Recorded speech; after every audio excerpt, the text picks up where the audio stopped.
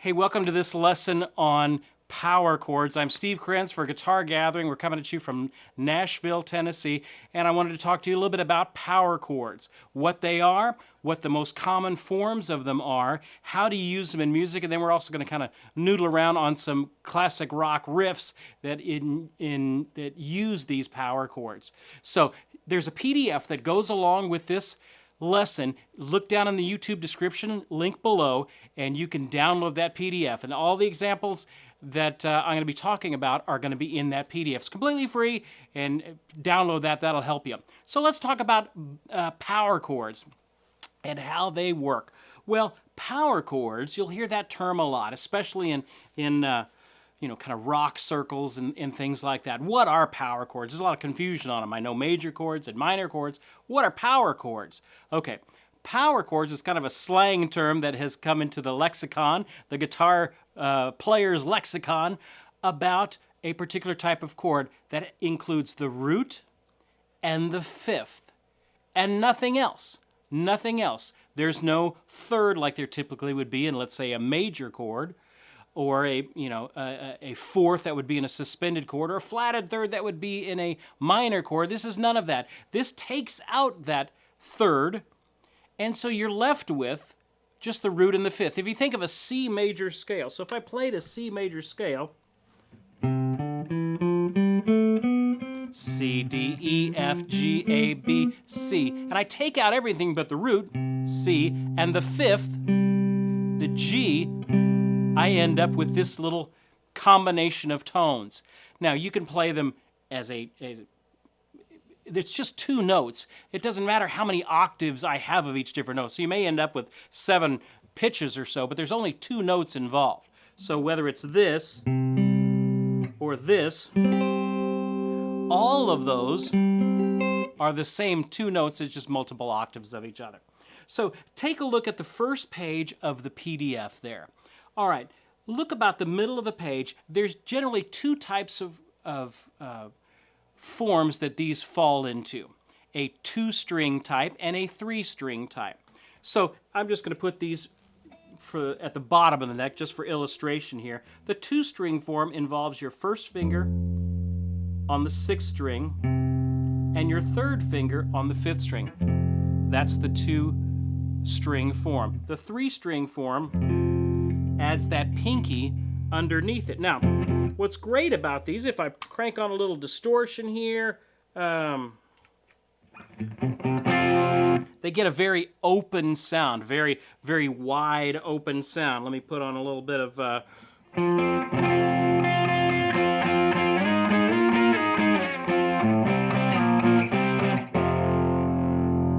so it's neither major or minor, since it doesn't have that third. So it's a very open.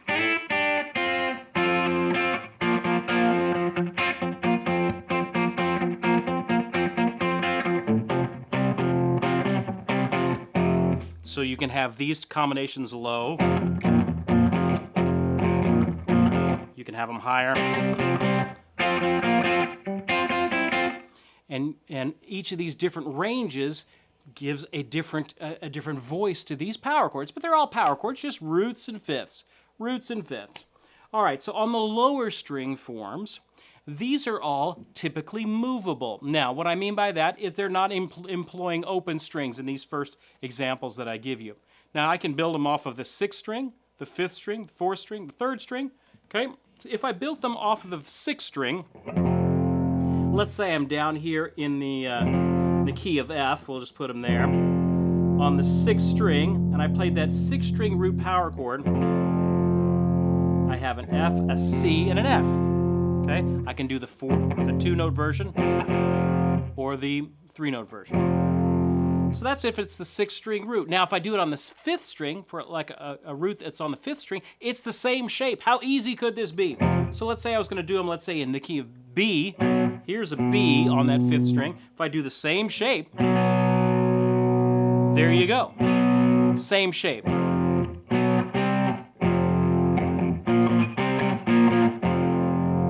Makes it super easy on guitar to do them on the 5th string or the 6th string root. Now, when I go to the 4th string root, if the if the power chord has a root on the 4th string, the shape is a little bit different. So that one, let's say I'm going to do this on this, I'm going to build a power chord off of this E, okay, on the 4th string. I have root, 1st finger, 3rd finger again, but I'm going to add my pinky, but this time he needs to stretch out one more. Okay, so it's a wider stretch, a wider stretch. Remember, as we're playing guitar, we approach guitar with an open hand, not like this, an open hand. So this would be an E power chord. All of these are based off of a root. If you look on the diagrams there, one of the notes is not a circle, it's a diamond, and that's indicating the root. So that's what it would be on the 4th string. Okay, here's what it'd be on the 5th. Here's what it would be on the 6th. Those two are the same. But on the 4th string, it's a little bit different shape. On the 3rd string, the last one, let's say I did them in the key of A, with this A being the root, then the 5th in the key of A would be an E. And then I can put that high one there, that high A as well.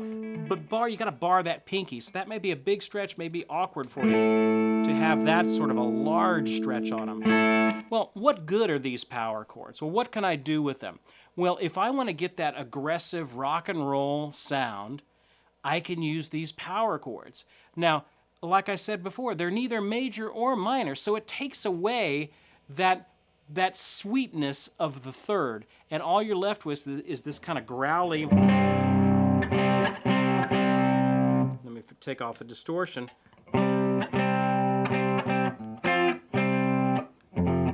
It's a very open sound. So when I want to sound punchy and aggressive, now I can do other forms as well. Flip the page. Okay? So now we're on page 2. There are some movable forms that we talked about that are based off of the root on these 6 strings, but there's also some open forms. So now the movable ones, the diamond, remember, is the root, and so all I have to do, like here's an F chord, a 6-string version. There's my root. So if I wanted an F sharp, all I have to do is move it up to an F sharp, and now I've got an F sharp power chord. If I wanted, let's say, an A flat, well, here's an A, there's an A flat, there would be that. What about a B? Well, here's one here. Or if I went to the 5th string, there's one there. Now, if I wanted to do it on the 4th string, E, F, G, A, B, I have to raise it up. Now, those are the movable forms, and they're all based off of the root on those various strings. All you have to do is plug in what string you're on, plug in the appropriate shape for that, and you've got yourself a good rock and roll power chord happening. Okay? On the 2nd page, those were the movable forms. Now let's talk about the open forms. Open, what does that mean? That's using an open string. Okay? Using some sort of an open string. So these are not movable. These are just in one spot. Okay? So the E one, if I just do the open E, 2nd finger on the B, 3rd finger on that 2nd fret, 4th string E there you go. There I have an open E. Now, there are others, okay? There are others. It's not just like that's the only one. If I maybe bar this here with my 1st finger, and add some more B's and E's, I end up with this larger kind of full shape. Hey, if I get my finger up, I can even use that open high E. What if I did this? That's another good, great version of an E power chord. Now look at the next one, A.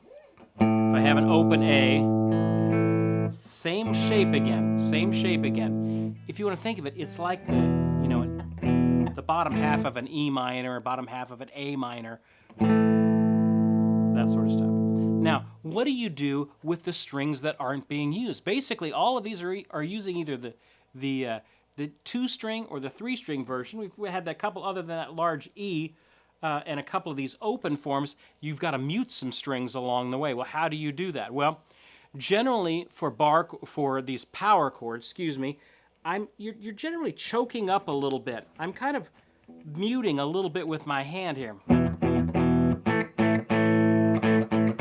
So So I'm not getting the full, all of these strings. I have to be kind of choking up on it, muted, to where I'm getting a little bit more punch out of it, and those sound good. Power chords sound great with that punch anyway, with kind of a bunch of downstrokes. There you go. Okay, we talked about the A. What if I open it up and put more E's and A's in there? I end up with this kind of open, wide, full version of an A. Add a little bit of distortion with that. Hear that great kind of just sizzle growl that you'll notice if I add the third, it gets kind of muddy. That's why power chords sound great with distortion.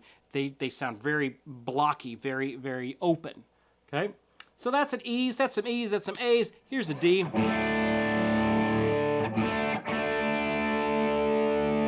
D, A, D. I can add a low A to that, maybe. Maybe I can add a high A.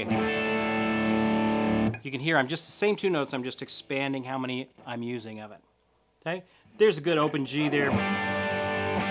If I wanted to sound punchy on whatever song, and I can just get that G5 right there.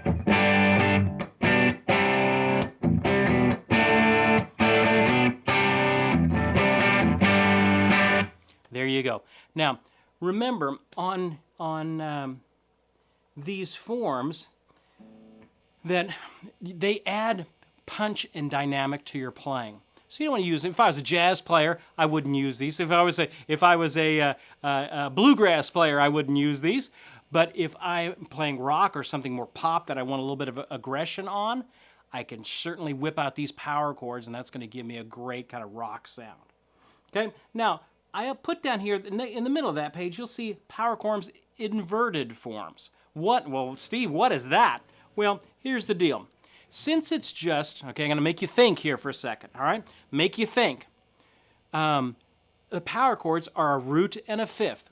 A C, if I was in the key of C, 1, 2, 3, 4, 5. Root fifth, C, G. Okay? Now, what if I just went from the G to the C?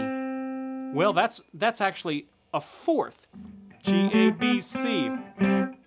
So do you see how it's a fifth if I go from C to G? If I go from G to C, it's a fourth. So fifths and fourths are kind of brothers of each other. They're just kind of the same interval, just flipped. Okay, do you see that? A C going up to a G is a fifth. A G going up to a C is a fourth. So they're both the same. Fifths and fourths are just the same interval flipped. Okay? These are these inverted forms. So knowing that, then I don't always have to have the root as the lowest tone. I could have the root as maybe the middle tone. Okay, so how does that sound?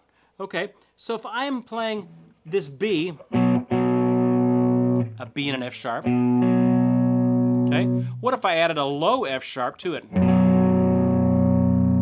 That still gets this good power chord growly sound, but it's different than, it's just flipped the intervals. Do you see that? So a B, if I add that low F sharp, it gets a different kind of growly sound. Well, Steve, why would you need to use that? Okay, well if I'm in the key of, let's make it easy. Let's say I'm in the key of a G. Okay, so we're gonna move everything up a half step. If I'm in the key of G, well, a typical progression would be going from a 1 to a 4, a G chord to a C chord. Okay, well, here's a G power chord. Well, a C power chord, well, I'd have to go all the way up to here, maybe, or here, because that's a C and a G. Well, what if I just invert it? Then I end up with a chord that's right next to the other one. 1, 4, 1, 4. Here's a G, G, C, G. Do you hear how that's such a great rock and roll sound? That's where these inverted chords come into play, especially when you're going between the 1 and the 4. Take a look at the next one. What do I have there? This is, again, I'm just going through string sets down. Okay, so if I have the E, which is now in the middle of 2 fifths, B. Let me get tuned up here with all these lights. Things are getting a little wonky. Okay, so if I had that E and I'm going to put it between two B's, that gets this sort of growly sound.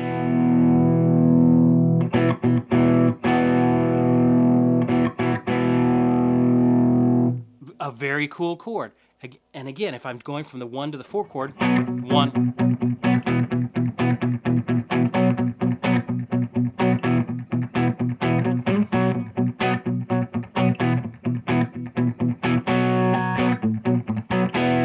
Okay, very cool way to do that. These are the most common shapes that guitar players use. Hey, I play guitar. I live in Nashville. I play guitar for a living. Okay, these are the shapes that I use when I'm playing live or when I'm in the studio. These are the exact shapes that I'm using. Let's go to the next one down. This would be the A. Well, remember we had that shape there. Well, what if I added this E and just dropped an octave? I get this growly sound again. If I'm going from, let's say, the 1 to the 4, the E to an A.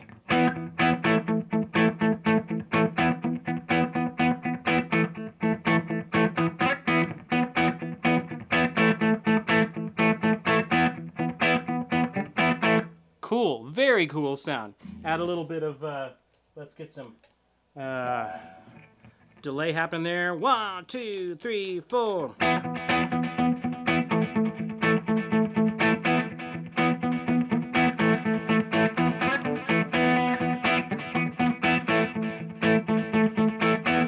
Okay, very cool sound. All right, what's the last one there? We've got a D, okay? So we've got a D.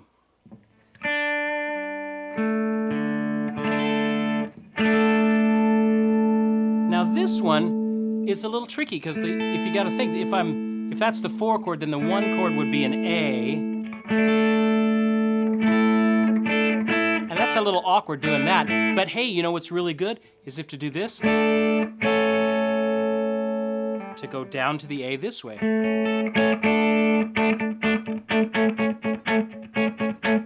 Oh, come on, let me change my my delay again. Let me get my tap going.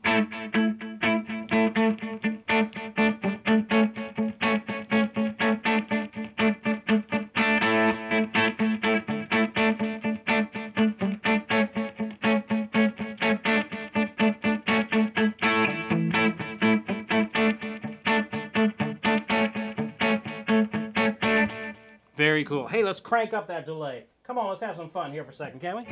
1, 2, 3, 4.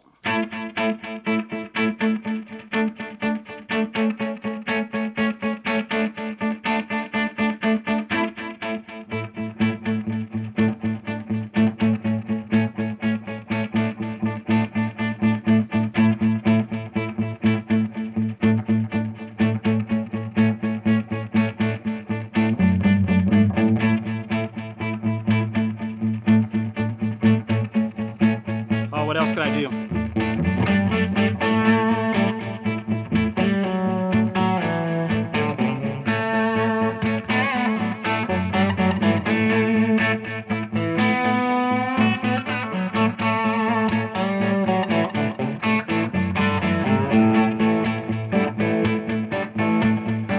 Hey, I'll do some open A.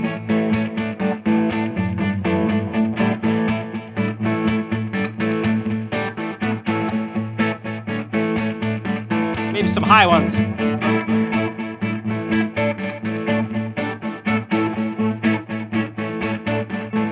Maybe some even higher.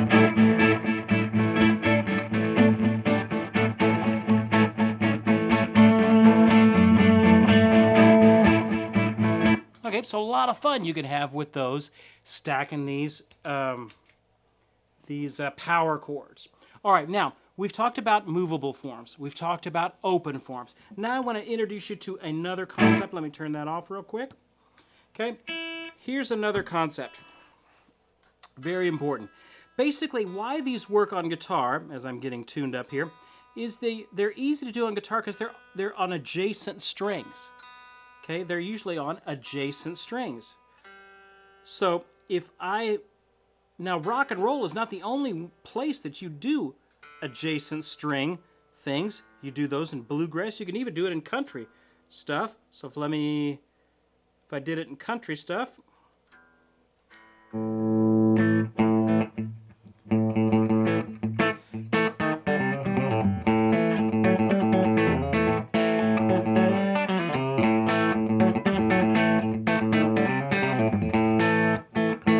That sort of thing.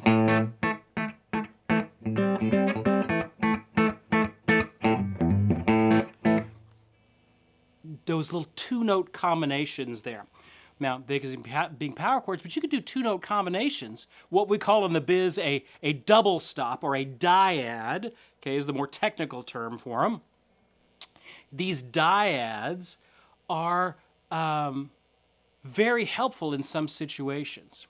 Now, let's talk about how things are notated here just for a second before I get off on this. Okay, how is a power chord notated in real music?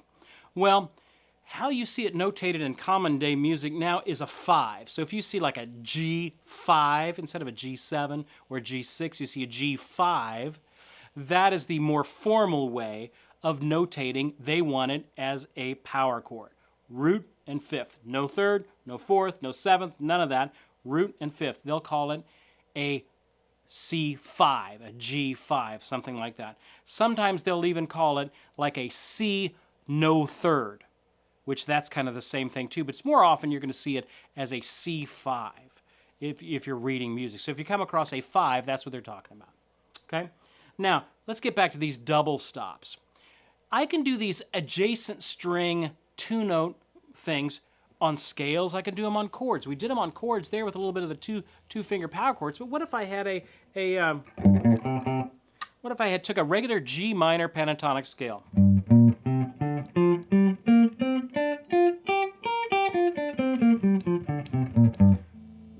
Everybody knows that pentatonic scale, right? We all play it up here in A minor for... Okay. Okay, so it's the first scale every guitar player knows.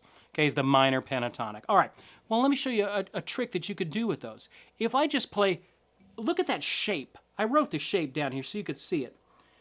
Now, in the music underneath this is the last line of page 2, I'm going to take just every adjacent string set and play them together. So I end up with a G, and then I go to the C, and then I have a B flat, and I play the D. Then I have a C and an F, a D and a G, F and a B flat, G and a C, B flat and a D. I have to keep the shape. Look at the shape. 1, 4, first finger, third finger, first finger, third finger, first finger, third finger, first finger, fourth finger, first finger, fourth finger. So I've got 3 that are first finger, fourth finger, and then I've got these inner 3 that are first finger and third finger. But if I play each adjacent string together,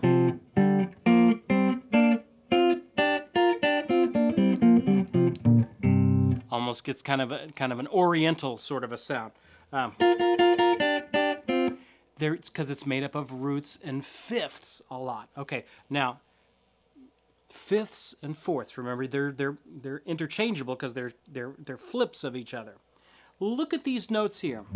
A G and a C, that's a fourth. G, A, B, C. A B flat and a D, that's a third.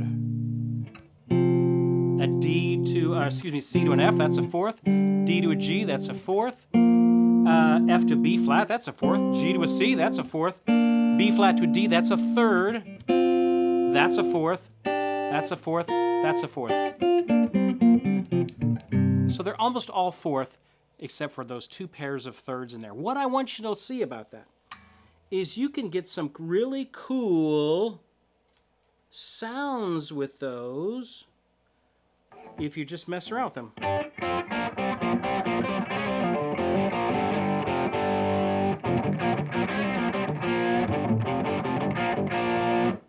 Oh my goodness, Steve, what are you doing there? It's a pentatonic scale. I'm playing these dyads, these double stops, 2 notes at the same time.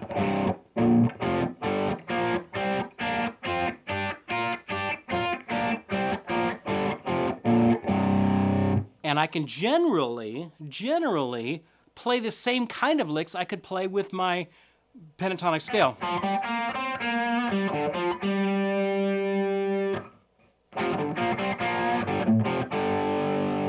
But I'm just playing them as these dyads, but they have to be in according to the pattern.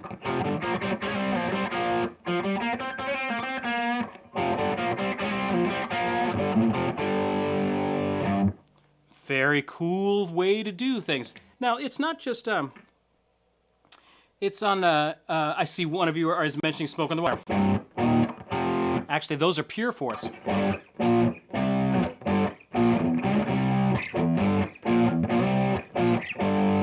Okay, but it's also things like, you know, Rock Around the Clock.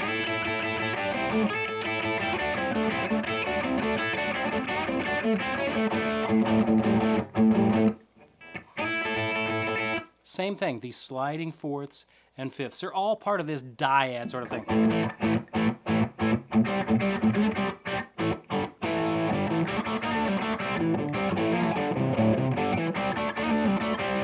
Now a dyad is just two notes. These double stops can be two notes. So whether it's a fifth, fourth, third, maybe even a minor third, they're all dyads because it's just two notes. So there's the power chords, which are rooted in fifth, but I just wanted to let you know kind of the side thing here of dyads, which can be any pitches just on adjacent strings. Now, I can do that. We did that on the minor pentatonic form here.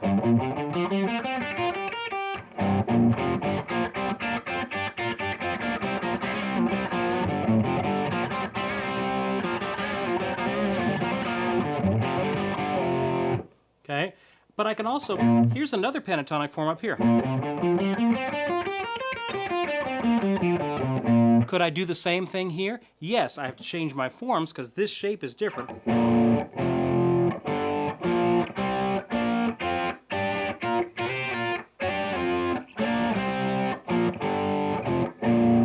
But you can do these all over. Hey, we could go old school R&B.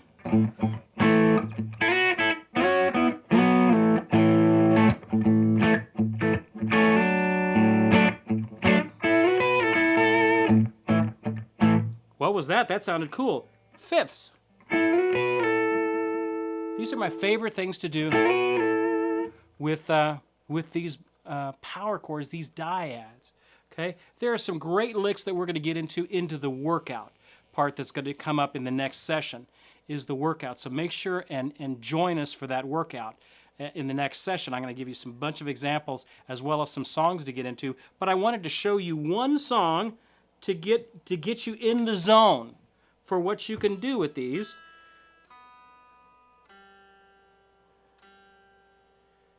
A little tune. Let's see. I'll play it and see if you can figure out what it is. Let me get my guitar set.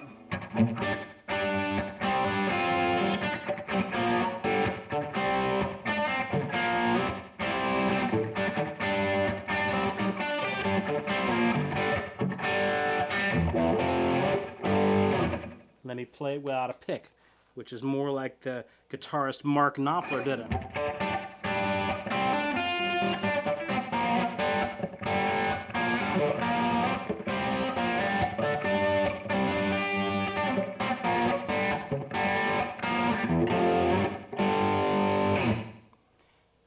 It's all fifths. It's all power chords. Okay, that was from the great classic rock song "Money for Nothing" by Dire Straits from the '80s. Okay, and their great guitarist Mark Knopfler, one of the first really popular music videos on MTV. Remember, way back for that, "Money for Nothing."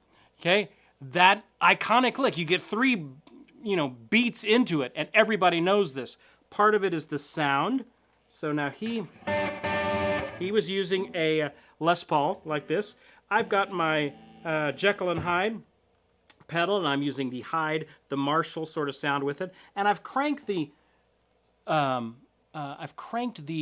amount of distortion, the gain, all the way up, as much as it's about. That's not all the way up. It's not at 10, but it's at about at 8. Okay, so there's a lot of distortion.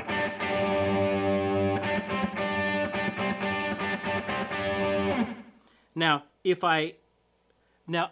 the YouTube description, I put all of my pedals. So if you're interested in this or any of the gear that I'm using, you can check that YouTube description, and it has all that sort of stuff there. I put the links. You can go to Amazon or whatever and check those things out. But so it's that rather nasally sort of sound. And also, it uses a little bit of delay, kind of a slap back delay. So that was a little bit too much. Let me take it back just a little bit. Now, one thing he's doing is he's kind of doing a hybrid picking thing where he's using his fingers.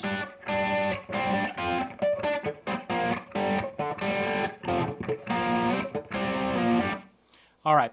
Now, on this particular song, he played it on the original, on a Les Paul, but he's done it since on all kinds of different guitars. So you'll see him playing Strats and all kinds of things on it. So let me just talk you through. I wrote out the lick there in case you're interested. Here's starts out with this G5, this G power chord. Remember? This is kind of the movable one. This is just the 2-string version of it. Kind of going back to the inverted power chord.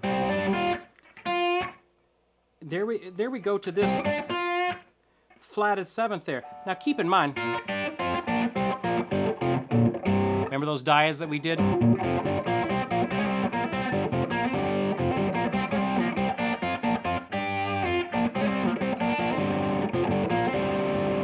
Okay, so he starts up here.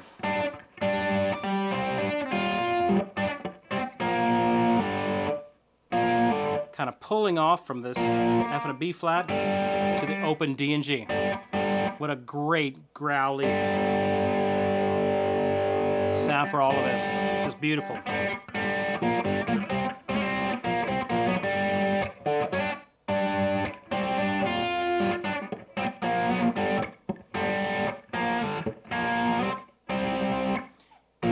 That's a B flat power chord to a C power chord, just the flip, the inverted bottom of it. And he's just pulling off to that open strings.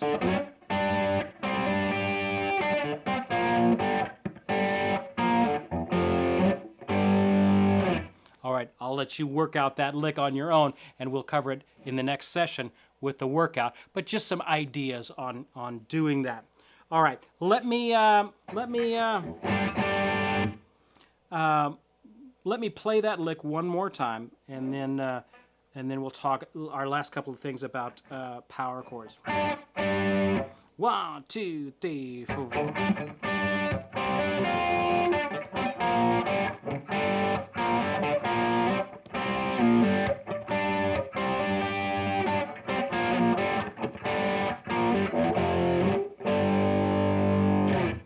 There you go. It's a great song, great band, and that was just using power chords. So I hope this has given you some things to think about for power chords. Learn these open shapes, learn these movable shapes, how they move up and down the neck, and all of the fun things that you can do with power chords to really kind of give a little bit of punch to your playing. Hey, I'm Steve Krenz for Guitar Gathering. Make sure and check out the workout that's coming after this as well. I'm Steve Krenz for Guitar Gathering. We'll see you next time.